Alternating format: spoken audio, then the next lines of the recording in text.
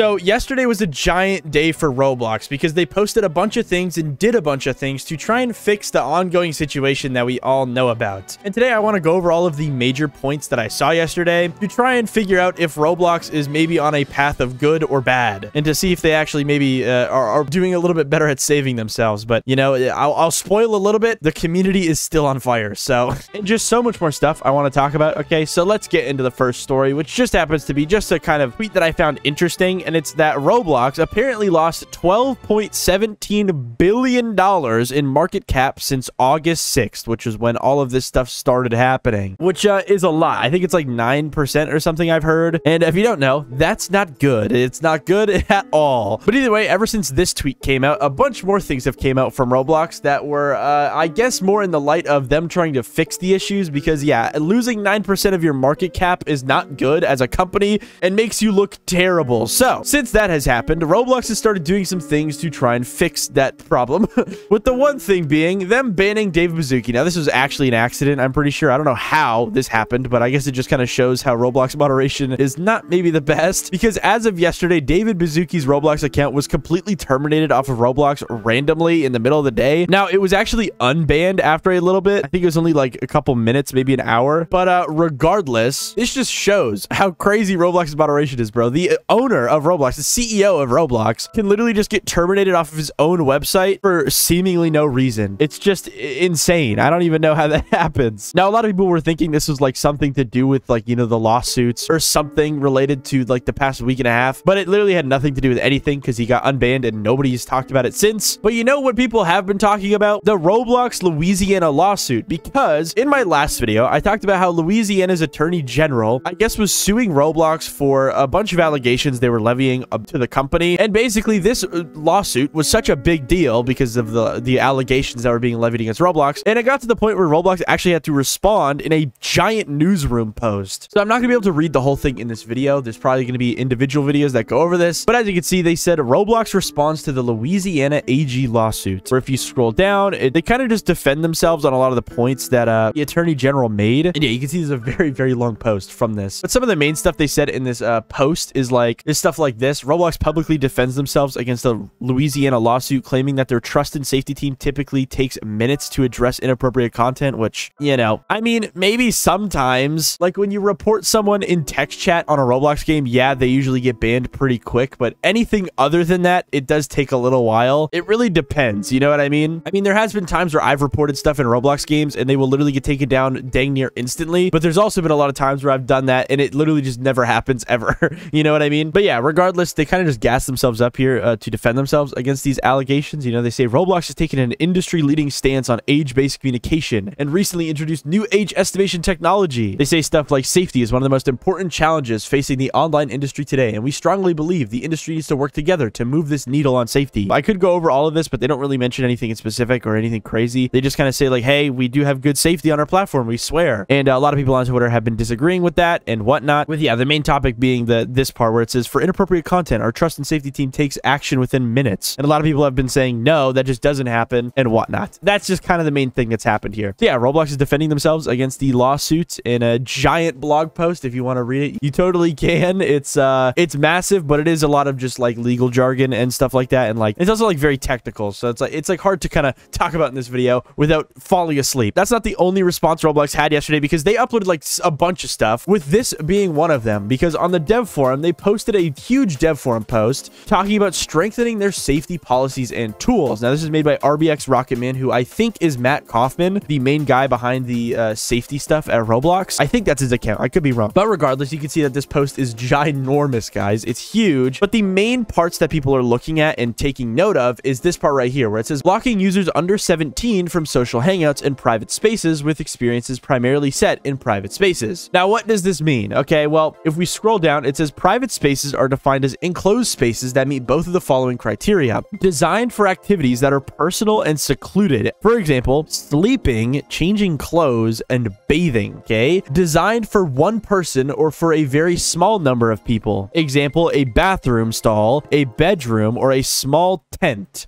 But yeah, basically games that are fitting these criterias will no longer be able to be played by users under 17 on the platform, which is interesting. But that's not the only part about this update that people people have kind of been complaining about or either just looking at, because there's also this part where it says unrated experiences will now be made unavailable for all users. And if you don't know what an unrated experience is, here's my game, for example. It's any game that doesn't have this thing on it. And to get this thing on your game, you have to like submit like a quiz to Roblox. It's a very, very simple process that literally takes minutes. And basically, if your game doesn't have a rating here, it will not be able to be played by anybody, which before I think it was only not able to be played by people under 13, I believe. And this has had a lot of people complaining and mad because it means games that are like super duper old on Roblox will probably not be able to be played anymore because the developers that made them are not active or maybe lost their account years ago. Now, Roblox does say in the same thing here, it says more details will come on this soon, and we will address handling historic and abandoned legacy games. So it seems like Roblox has kind of already thought about that, but I guess we'll just see what happens in the future because Roblox, I mean, kind of has had a habit of releasing updates that break old games despite them saying that they have plans for it. But, you know, I don't know. We'll see. And either way, I think this is a good update as long as they make it so that legacy experiences will be okay. I mean, because if you do the like Roblox quiz, I assume your game has to be humanly reviewed. So that'll be a good way for Roblox to actually moderate these games properly and whatnot, which is good. But this whole update up here with like the whole private spaces stuff has kind of been a pretty controversial one because it's like, why is Roblox even trying to keep this on the website? Like, why not just ban these things outright? And well, it kind of seems like Roblox is starting to take that kind of approach because they have been banning a bunch of these bad games on Roblox that people have been wanting banned for years. For example, Roblox RTC tweeted out XYZ Public Bathroom Simulator has finally been taken down. But guys, it doesn't even end there because they also had Club Iris taken down, which if you don't know what this is, it's like a very popular like club game from what I know. This has been on the website for like ages. I think I remember it from like 2017. Maybe I'm wrong. But this has just been a game that has been like flooded with, you know, people that you know, are maybe not the best. It's a club game, you know, it's not the best thing to have on Roblox, and it has been finally taken down. But guys, it doesn't end there because this is probably the biggest victory Roblox has had and will have in this whole video, because after several years, which it's crazy it's happened this late, Dollhouse Roleplay has finally been taken down. If you guys don't know what this game is, it's just like a dollhouse game, like where it's a giant pink house where people can pretend to be dolls and whatever. But this game is never used in that purpose. It's mainly used as like a hub for, you know, people to just do and say bad things on Roblox and, you know, bypass stuff on the platform. It's kind of just like attracted a player base that is never ever going to use the game for its intended purpose. And yeah, the players using it have kind of just been notorious for breaking the rules and like doing certain things that are not very cool on Roblox. I literally can't go into details on it but if you've been on like TikTok as of recent, like in the past month or so, you've probably seen people like trolling in this game. That's a very, very popular thing to do on TikTok right now. And now it's not gonna be able to happen anymore because the game is finally gone. And I think this is the best thing they could have done in this situation. Like, yes, this game did start out as something completely different and was taken over by bad people, but the developer themselves never ever cared to fix it, seemingly. So I think this deletion was very much deserved. And tell me what you guys think in the comments. Now, sadly, even though these games are deleted, I wouldn't be surprised if they get like re-uploaded or something in the near future. And also, it kind of just sucks because yes, Roblox did delete these huge games that were causing a lot of problems on Roblox, but there's still so many like smaller versions of these games that are virtually the exact same. Like if you just search up XYZ on Roblox, there's a lot of other games like that bathroom game that got banned. If you search up like Club, there's probably a bunch of other club games that are the exact same as Club Iris. And it seems like those games aren't really getting deleted yet. I could be mistaken. Maybe people are just not reporting on them. But yeah, regardless, this is a good start to the update, but I just hope Roblox goes further with this. But at least like some of the main culprits that people have been talking about are gone. Now, on top of all of this, Roblox also announced that they're apparently going to be making a safety council in that same dev post, because as you can see, here's a tweet that got a couple billion likes that says Roblox is making a safety council for creators to directly report stuff to them. This is a step in the right direction, which is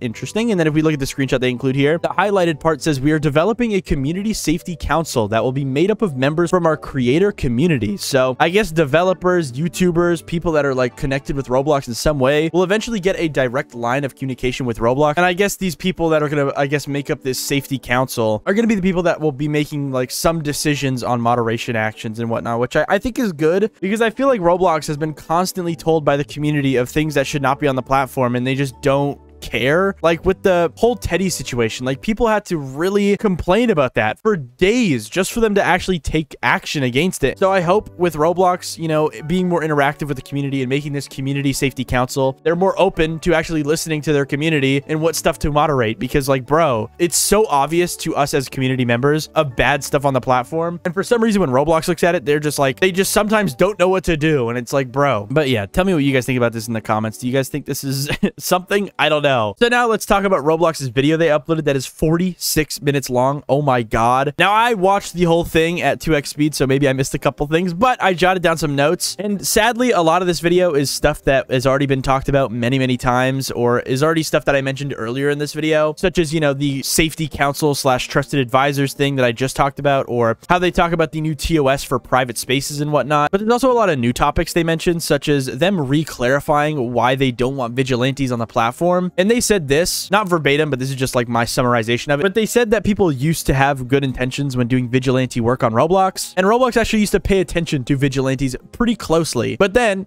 Matt Kaufman said that these vigilantes started to do something different. They started to shift. They started to change and do things that were not really in line with Roblox's terms of use. He then gives some examples of what kind of rules they were breaking, such as, you know, pretending to be different ages and whatnot, which I guess is against Roblox's rules. And then I guess the main point that he drops here is that he alleges that these bad actors that these vigilantes are catching are sometimes, or usually, not reported until after it goes public, I guess. Now, he doesn't say that verbatim, but that's kind of what he says here, is that he says the reports aren't really given to Roblox until after something happens to these people. And what he's saying is he wants these people to get reported earlier, I guess. I don't know. And then they were using that activity that happened on other platforms to create situations that they would then video.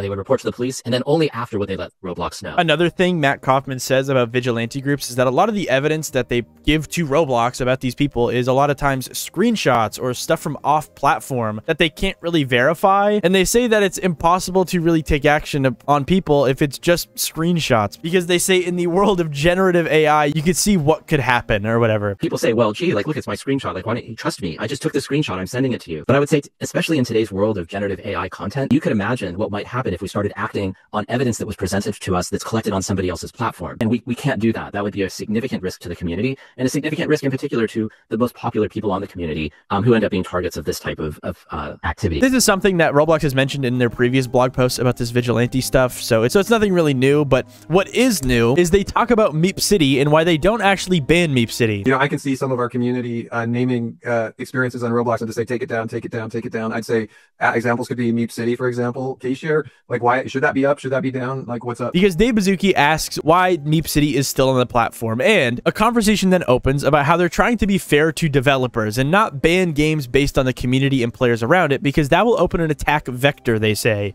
where I guess people would be able to theoretically flood any game they don't like with bad players and get it banned, which I guess could be true. And one thing that we really try to do is be fair to our developers and to not moderate them for the behavior of their users, right? That doesn't seem fair at all. Then we're taking a game down because users were in it behaving badly. And that would open up an abuse factor that would mean that any game that, you know, people didn't like the developer of or something, they could just flood it and behave badly and get the game taken down. So we don't want to open up that abuse factor. We want to be fair. And they say to fix that problem, they're, I guess, going to be working on something called bad scenes detection, where basically, I guess it works as some sort of like server moderation instead of working, I guess, based on the game, where I guess if Roblox detects bad stuff happening in a Roblox server, it'll shut down the whole server instead of the whole game, which is interesting. We're doing a few things. One is we're investing in what we're calling bad scenes detection, so that we can actually moderate in the moment those servers and take them down if users are behaving badly. And we also occasionally, if we find that there's a real preponderance of bad behavior in a game, we will reach out to the developer and work with them to make updates to the design of that game that we think will mitigate that harm. And then they also talk about how they also reach out to games with these problems like Meepcity to try and help the developer fix these problems instead of just completely deleting the games straight up, which I don't know. Tell me what you guys think about that in the comments. I've seen a lot of people mad at that. And yeah, tell me what you guys think. I think the bad scenes detection thing is pretty interesting because I don't know how that would even work, but I guess we'll have to wait and see. But that's not even where it ends, because Roblox also announced, I guess, their new Roblox moderation and whatnot called Sentinel AI and Rogard. Now, these are two separate Roblox moderation AI things that work in two different ways. So Rogard is, I guess, their AI moderation bot that moderates AI. Super duper confusing. And it's also not something that really matters in the grand scheme of all the drama that's been happening over the past couple weeks. But what does matter is the Sentinel moderation thing that they're talking talking about. Because what this is it's a moderation tool that works long-term on Roblox accounts. So what it does is it takes data from everything you do on Roblox, the games you play, the people you add, the people that you unfriend on Roblox, the chats you make. It takes all of that data and it looks to see if you are an anomaly. It checks to see if you are actually doing things that are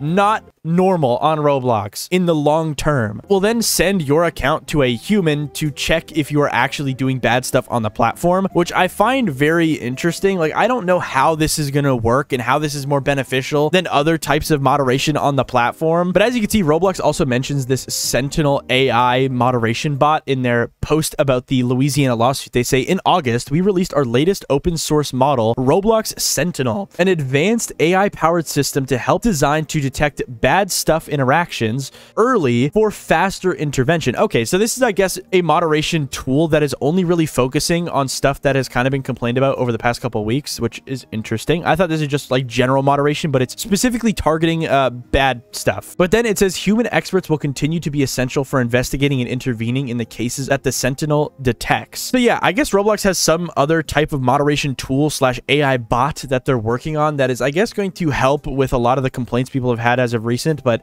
again, it uses AI and a lot of people have been complaining about that. And again, nobody really knows how well this works because it literally like just released. So yeah, I guess we'll see. But you can see this is what it says. It says using AI to help detect abnormal chat patterns. Tell me what you guys think. Do you guys think this is actually going to work? I don't know. I don't know. We'll never know until it actually like starts being used a lot more frequently. But yeah, there's a lot more stuff in this video that I didn't really mention here because it's just like a lot of fluff and a lot of Roblox blibber blabber, dude. That's what I say in every video. They just go on and on and on about a bunch of stuff. But all I know is that people are not impressed with this video. The dislike ratio is terrible and people are not happy. But tell me what you guys think in the comments. But yeah, do you guys think Roblox is saved? I can already tell what your opinion is.